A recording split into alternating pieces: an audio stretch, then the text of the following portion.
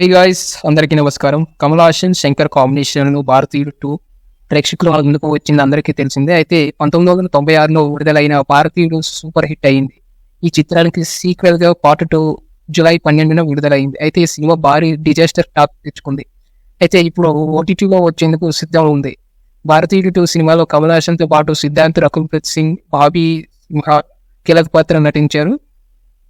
అయితే భారతీయుడు 2 cinema OTT దిగ్గజ సంస్థ నెట్ఫ్లిక్స్ భారీ ధరకు కొనుగోలు చేసింది. కోలీవుడ్లో అత్యంత ఎక్కువ ధరతో ఈ సినిమా రైట్స్ని వారు తీసుకున్నట్లు ప్రచారం కొనసాగిస్తున్నారు. అయితే మనకు వచ్చిన సమాచారం ప్రకారం విడుదల సమయం నుంచి సుమారు 2 నెలల తర్వాత ఓటీటీలో స్ట్రీమింగ్ తీసుకురావాలని షరతులు ఉన్నాయి. అయితే అగ్రిమెంట్ చేసుకుంది.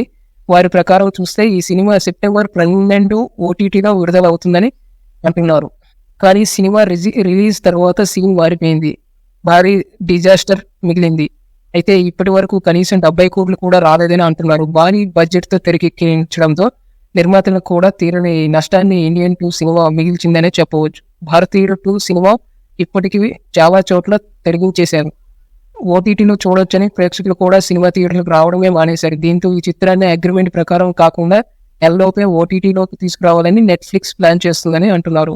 ఆగస్టు 2న భారతీయుడు చిత్రాన్ని ఓటీటీలో విడుదల చేసేందుకు నెట్ఫ్లిక్స్ చెప్తున్నాయి. అయితే ఈ మేరకు అధికారంగా ఇంకా ప్రకటన రావాలి. మీరేమనుకుంటున్నారో కామెంట్ చేయండి అండ్ సబ్స్క్రైబ్ చేయండి ఫ్రెండ్స్.